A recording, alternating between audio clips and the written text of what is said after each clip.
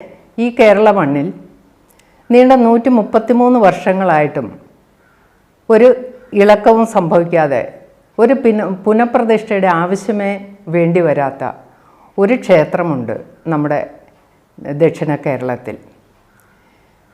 അത് ശ്രീനാരായണ ഗുരുദേവനാൽ, പരബ്രഹ്മമൂർത്തിയായ ശ്രീനാരായണ ഗുരുദേവനാൽ പ്രതിഷ്ഠിതമായ അരുവിപ്പുറത്തെ ശിവപ്രതിഷ്ഠയാണ്. 1888 ഗുരുദേവൻ അവിടെ ചെയ്ത പ്രസിദ്ധമായ പ്രതിഷ്ഠയെപ്പറ്റി നമ്മൾക്കെല്ലാവർക്കും അറിവുള്ളതാണ്. ഒരു ക്ഷേത്രപ്രതിഷ്ഠ എന്ന് പറയുമ്പോൾ അതിന് നിരവധി ചടങ്ങുകളുണ്ട്. ധാരാളം പൂജാകർമ്മങ്ങളും ദേവപ്രശ്നം നോക്കണം, തന്ത്രഗണനാദികൾ നോക്കണം.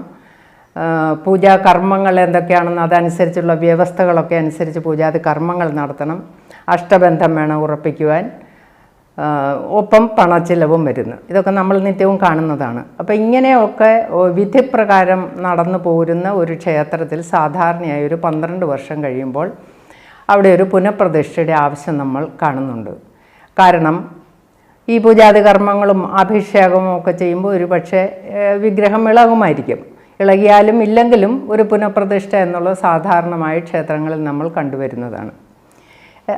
എന്നാൽ ഈ വിധിപ്രകാരമൊക്കെ ചെയ്തിരിക്കുന്ന പ്രതിഷ്ഠ നടത്തിയിരിക്കുന്ന ഒരു ക്ഷേത്രം 2.5 വർഷം കഴിഞ്ഞപ്പോൾ ആ പ്രതിഷ്ഠ ഇളകിയതായിട്ട് ഈ കോട്ടയം പരിസരത്ത് ഒരു സ്ഥലത്തുണ്ട്.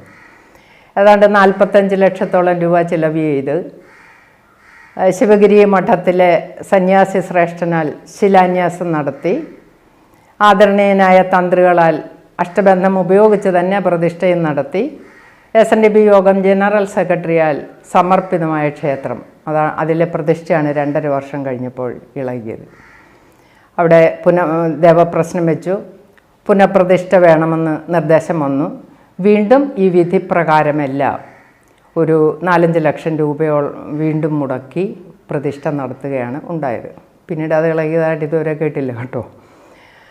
അപ്പോൾ ഇവിടെ ഞാൻ സൂചിപ്പിച്ച 133 വർഷങ്ങൾ കഴിഞ്ഞിട്ടും യാതൊരു ഇളക്കവും സംഭവിക്കാതെ പുനഃപ്രതിഷ്ഠയുടെ ആവശ്യമേ വരാത്ത ഒരു ക്ഷേത്രം ഇവിടെ ഉണ്ടെന്ന് പറഞ്ഞു. ആ ക്ഷേത്രത്തിന് എന്തുകൊണ്ട്, ആ പ്രതിഷ്ഠയ്ക്ക് എന്തുകൊണ്ട് ഇളക്കം സംഭവിച്ചില്ല എന്നതിലേക്ക് ഒരു ചെറിയ എത്തിനോട്ടം നടത്തുകയാണ് എൻ്റെ ശ്രമം, വളരെ ചെറിയ രീതിയിൽ. ഇത് ശ്രീനാരായണ ഗുരുദേവനാൽ പ്രതിഷ്ഠിതമായ പ്രതിഷ്ഠയാണെന്നും പറഞ്ഞു. എന്തുകൊണ്ടാണ് ഗുരു ഇങ്ങനെയൊരു ക്ഷേത്ര പ്രതിഷ്ഠയ്ക്ക് മുതിർന്നത് എന്ന് നമ്മളൊന്ന് ചിന്തിക്കേണ്ടതുണ്ട് അത്യാവശ്യമായിട്ടും. അങ്ങനെ ഒരു ചിന്ത നമ്മളിവിടെ ചിന്തിച്ചാൽ മാത്രമേ അതിൻ്റെ കാരണം എന്തെന്ന് മനസ്സിലാകാൻ സാധിക്കുള്ളൂ. അപ്പോൾ ശ്രീനാരായണ ഗുരുദേവ തൃപ്പാദങ്ങൾ അന്ന് സശരീരനായിരുന്ന ആ കാലത്തെ സാമൂഹ്യ വ്യവസ്ഥതയിലേക്ക് നമ്മളൊന്ന് എത്തി നോക്കേണ്ടതായിട്ടുണ്ട്. ഭഗവാൻ അന്ന് അവതാരമെടുത്ത ആ സമയത്ത് സകല ദുരാചാരങ്ങളും അനാചാരങ്ങളും അന്ധവിശ്വാസങ്ങളും എല്ലാം കുടികെട്ടി കിടന്നിരുന്ന ആ സാമൂഹ്യ വ്യവസ്ഥിതിയിൽ അന്ന് ജനങ്ങളവിടെ ഈ ദുരിതാവസ്ഥയിൽ കിടന്ന് നട്ടം തിരിഞ്ഞിരുന്ന ആ ജനങ്ങളെ കണ്ടുകൊണ്ടാണ് ഗുരു അവതാരമെടുത്തത്. ഗുരു ഈ ജനങ്ങളുടെ നടുവിലേക്ക് തന്നെയാണ് ഗുരുവിൻ്റെ അവതാരമുണ്ടായത്. അപ്പോൾ അങ്ങനെ ഈ അവതാരമെടുത്ത ഗുരുവിന് കാണാൻ സാധിച്ചത് ഈ കഷ്ടതകൾ അനുഭവിക്കുന്ന ജനങ്ങളെയാണ്. അപ്പോൾ ഇവിടെ അത് ശ്രദ്ധിച്ചപ്പോൾ ഗുരുവിന് മനസ്സിലായി, അതൊക്കെ ബാല്യം മുതലേ ഗുരു ഇത് കണ്ടുവരികയാണ്. അത് ശ്രദ്ധിച്ചപ്പോൾ ഗുരുവിന് മനസ്സിലായി ക്ഷേത്രങ്ങളെ ചുറ്റിപ്പറ്റിയാണ് കൂടുതലും അനാചാരങ്ങൾ നടക്കുന്നത് എന്നുള്ള വസ്തുത ഗുരുവിന് മനസ്സിലായി. അപ്പോൾ അന്ന് നടന്നിരുന്ന ആ അനാചാരങ്ങളിൽ നമ്മൾക്കറിയാം, നിങ്ങൾക്കെല്ലാവർക്കും അറിവുള്ളത് തന്നെയായിരിക്കും. വഴി നടക്കുവാനോ ക്ഷേത്രത്തിൽ പ്രവേശിക്കുവാനോ, അതായത് സാത്വിക രീതിയിലുള്ള ആചാരങ്ങൾ ചെയ്യുവാനോ, വിദ്യ അഭ്യസിക്കുവാനോ, ആഭരണങ്ങൾ അണിയുവാനോ, എന്തിനേറെ നല്ല വസ്ത്രങ്ങൾ ധരിക്കുവാൻ പോലും അവകാശമില്ലായിരുന്ന ഒരു ജനസമൂഹം. ആ ജനതയെ അതിൽ നിന്നെല്ലാം ഒന്ന് മോചിപ്പിക്കണമെന്നുള്ള അതിയായ ആഗ്രഹം ഗുരുവിൻ്റെ മനസ്സിൽ അന്നു മുതലേ, ചെറുപ്പം മുതലേ ഉണ്ടായിരുന്നു. അപ്പോൾ ഇവിടെ നമ്മൾക്കറിയാം സവർണ ക്ഷേത്രത്തിലെ അവസ്ഥ എന്താണ്. അന്നത്തെ സാമൂഹ്യ വ്യവസ്ഥ വെച്ച് നോക്കുമ്പോൾ ഒരു അവർണൻ എന്ന് പറയുന്ന ഒരാൾക്ക് അങ്ങോട്ട് പ്രവേശനമേ ഇല്ല. അപ്പോൾ എങ്കിലും പെരിങ്കോട്ടുവിള, അരുവിപ്പുറത്തിനടുത്തുള്ള പെരിങ്കോട്ടുവിള എന്ന ഗ്രാമത്തിൽ ആങ്കോട് എന്നൊരു സ്ഥലമുണ്ടായിരുന്നു. ആ സ്ഥലത്തുള്ള ഒരു അവർണരും അധമരും അല്ലാത്ത പുലിവാതുക്കൽ കുടുംബക്കാരും ഒക്കെ അന്ന് പോയിക്കൊണ്ടിരുന്നത് ഈ ആങ്കോട്ട് ക്ഷേത്രത്തിലേക്കാണ്. അപ്പോൾ ശ്രാദ്ധം വരുമ്പോഴും ബലി വരുമ്പോഴും ഒക്കെ പൂജാതി കർമ്മങ്ങൾ അനുഷ്ഠിക്കുന്നതിനായിട്ട് അവർ അങ്ങോട്ട് പോകാറുണ്ട്. അപ്പോൾ ഒരു ദിവസം ഈ പുലിവാതുക്കൽ വേലായുധൻ വൈദ്യർ, കുടുംബത്തിലെ വേലായുധൻ വൈദ്യരൊക്കെ പോകാനൊരുങ്ങുമ്പോൾ ഗുരുദേവനും പറഞ്ഞു, ഞാനും കൂടി വരുന്നു വൈദ്യരെ എന്ന് പറഞ്ഞു. അപ്പം ക്ഷേത്ര ദർശനത്തിന് അവർ പോകുമ്പോൾ ഗുരു ആ കൂടെ പോകുന്നു എന്ന് പറയുമ്പോൾ ഗുരു ക്ഷേത്ര ദർശനം, നമ്മളൊക്കെ പോയി ദർശനം നടത്തുന്ന പോലെയുള്ള ദർശനത്തിനല്ല ഗുരു പോയത്. ഗുരുവിന് അതിൻ്റെ ആവശ്യമില്ലല്ലോ.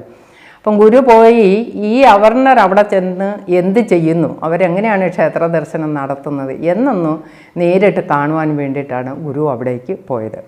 അപ്പം ഗുരു ഇവരുടെ കൂടെ പോയി നോക്കിയപ്പോൾ കുറേ അകലെ മാറി നിന്ന് കയ്യും തൊഴുത് എല്ലാവരും വളരെ ഭക്തിയോടുകൂടി നിൽക്കുകയാണ്. വഴിപാടിനുള്ള പണം ഒരു ഇലയിൽ വെച്ചിട്ട്, ദൂരെ ഒരിലയിൽ വെച്ചിട്ട് മാറി നിൽക്കണം. ശാന്തിക്കാരൻ അത് വന്ന് എടുത്തുകൊണ്ട് പോയിക്കോളും. ഈ പണത്തിന് അന്ന് തീണ്ടലില്ല എന്നുള്ള ഒരു വസ്തുത അറിഞ്ഞിരിക്കണം. പണം എടുത്തുകൊണ്ട് പോയി കഴിഞ്ഞിട്ട് വഴിപാടുകളൊക്കെ കഴിച്ചോ കഴിച്ചില്ലയോ നമുക്കറിയില്ല. കഴിച്ചിട്ട് നിവേദ്യം എന്ന് പറയുന്നത് ഇതുപോലെ തന്നെ ദൂരെ വെച്ചിരിക്കുന്ന ഒരു ഇലയിലേക്ക് വളരെ അലക്ഷ്യമായിട്ട് ശാന്തിക്കാരൻ ഇട്ട് കൊടുക്കുകയാണ്. അത് ഒരുപക്ഷെ മണ്ണിൽ പോയെന്നിരിക്കാം, പോയില്ലെന്നും ഇരിക്കാം. അപ്പോൾ അങ്ങനെ കിട്ടുന്ന ആ നിവേദ്യം അത് എടുക്കണമെങ്കിൽ പോലും പിന്നെ ശാന്തിക്കാരൻ അവിടെ നിന്ന് മാറിപ്പോയിട്ട് കുറേ സമയം കഴിഞ്ഞിട്ടേ എടുക്കാൻ പറ്റുള്ളൂ. അപ്പോൾ അതെടുത്ത് ചന്ദനമൊക്കെ മണ്ണിൽ പോയി മണ്ണ് പറ്റി കാണും, അതായിരിക്കും അവർ നെറ്റിയിൽ തൊടുന്നത്. അപ്പോൾ ഇങ്ങനെയുള്ള കഷ്ടതകളെല്ലാം അനുഭവിച്ചിട്ടാണ് അവർ ക്ഷേത്ര ദർശനം നടത്തുന്നത്. അപ്പോൾ ഇത് ഈ ശാന്തിക്കാരൻ്റെ പ്രീതിക്ക് വേണ്ടിയിട്ട് കാത്തു നിന്ന് അർത്ഥനഗ്നരായിട്ട് നിന്ന് വെയിലും മഴയും കാറ്റും എല്ലാം അടിച്ച് നിൽക്കുന്ന ഈ ഭക്തജനങ്ങളുടെ ഈ കഷ്ടപ്പാട് കണ്ടിട്ട് അവിടെ നിന്ന് തിരിച്ചു പോരുന്ന വഴിക്ക് മഹാഗുരു ഈ വൈദ്യരോട് ചോദിക്കുന്നുണ്ട്, ഇതെന്തൊരു കഷ്ടമാണ് വൈദ്യരെ, നമ്മൾക്ക് സ്വതന്ത്രമായിട്ട് ഇത് ചെയ്യാമല്ലോ, പിന്നെ എന്തിനാണ് ഇത്ര കഷ്ടപ്പെടുന്നത് എന്ന് ഗുരു വൈദ്യരോട് ചോദിക്കുകയാണ്. അപ്പോൾ വൈദ്യർക്ക് വളരെയധികം സന്തോഷമായി. അതായത് തങ്ങൾക്ക് എല്ലാവർക്കും പോയി ആരാധിക്കാൻ സാധിക്കുന്ന അത്തരമൊരു ആരാധനാലയം കിട്ടുക എന്നത് എല്ലാവരുടെ ഒരു സ്വപ്നം തന്നെയായിരുന്നല്ലോ, അവർണരായിരിക്കുന്നവരുടെ. അപ്പോൾ അതിന് വൈദ്യരും എല്ലാവരും ഭക്തജനങ്ങളും എല്ലാവരും ഗുരുവിനോട് സന്തോഷം രേഖപ്പെടുത്തുകയും ചെയ്തു. അപ്പോൾ ഇങ്ങനെയുള്ള ഈ പരബ്രഹ്മസ്വരൂപിയായ ഗുരു, ഈശ്വര രൂപിയായി തീർന്ന ഗുരു അവിടെ ഒരു ക്ഷേത്രം സ്ഥാപിക്കാം എന്നുള്ള ഒരു ആശയത്തോടു കൂടിയാണ് മരുത്വാമലയിൽ നിന്നും അരുവിപ്പുറത്തെത്തുന്നത്. നമ്മൾ ഗുരു മരുത്വാമലയിൽ നിന്നും അരുവിപ്പുറത്ത് എങ്ങനെ എത്തി എന്നുള്ളതും കൂടി ഒന്ന് നോക്കേണ്ടതുണ്ട്. ഇവിടെ നമ്മൾക്കറിയാം, സശരീരനായിരുന്നപ്പോൾ തന്നെ പരബ്രഹ്മസ്വരൂപി, ഈശ്വര സ്വരൂപിയായി മാറിയ, ബ്രഹ്മവിത്തായി മാറിയ ഗുരുവിനെയാണ് നമ്മൾക്ക് അരുവിപ്പുറത്ത് കാണാൻ സാധിക്കുന്നത്. ഗുരുവിൻ്റെ പരിപാവനമായ, പരിശുദ്ധമായ, സംശുദ്ധമായ ജീവചരിതത്തിൽ കൂടി നമ്മൾ കടന്നു പോകുമ്പോൾ നമ്മൾക്ക് കാണാൻ സാധിക്കും, ഗുരു മരുത്വാമല എന്ന ആ മരുന്നുവാഴും മലയിൽ ഏകദേശം ഒരു 5-6 വർഷം എന്നാണ് കാണുന്നത്, എങ്കിലും ഏതാനും വർഷങ്ങൾ അവിടെ ഉണ്ടായിരുന്നു. അവിടെ അതികഠിനമായതും അത്ഭുതാവഹവുമായ ഒരു തപശ്ചര്യ അനുഷ്ഠിച്ചിരുന്നതായി നമ്മൾക്ക് കാണുവാൻ സാധിക്കും. നമ്മളിവിടെ ഒന്ന് ശ്രദ്ധിക്കേണ്ടത്, മഹാഗുരു ഈ ഒരു വലിയ കൃത്യം, ഈ അത്ഭുതാവഹമായ ഈ കൃത്യം മഹാഗുരു എങ്ങനെ നിർവഹിക്കാൻ മഹാഗുരുവിന് സാധിച്ചു എന്നുള്ളത് നമ്മുടെ ചിന്തയിൽ വരേണ്ട ഒരു കാര്യമാണ്. അതായത് നമ്മൾ വളരെ ലാഘവത്തോടെ പറഞ്ഞു പോകാറുണ്ട്, ഗുരു അവിടെ മരുത്വാമലയിൽ 5-6 വർഷം തപസ്സനുഷ്ഠിച്ചു എന്നൊക്കെ നമ്മൾ വളരെ ലാഘവത്തോടെ പറഞ്ഞു പോകാറുണ്ട്. പക്ഷേ ഒന്ന് ആലോചിക്കുക, അന്നുള്ള ആ മരുത്വാമലയും ഇന്ന് നമ്മൾ കാണുന്ന മരുത്വാമലയും തമ്മിൽ ഒന്ന് തട്ടിച്ചു നോക്കിയാൽ അതിൻ്റെ ആ കാഠിന്യം എത്രമാത്രമാണെന്ന് നമ്മൾക്ക് മനസ്സിലാക്കാൻ സാധിക്കും. കൂടാതെ കേവലാത്മാക്കളായ നമ്മൾക്ക് ഒരാൾക്കെങ്കിലും ഒരു ദിവസമെങ്കിലും അവിടെ ഒന്ന് കഴിച്ചു കൂട്ടുവാൻ സാധിക്കുമോ? ഇന്നത്തെ മരുത്വാമല ആയാലും മതി, നമ്മൾക്ക് ആർക്കെങ്കിലും സാധിക്കുമോ? അത് ഒരു മുറിയിൽ നമ്മൾ 1 മണിക്കൂർ ഒന്ന് അടച്ചിട്ടാൽ നമ്മളൊക്കെ അസ്വസ്ഥരായി തീരുന്നവരാണ് അല്ലേ?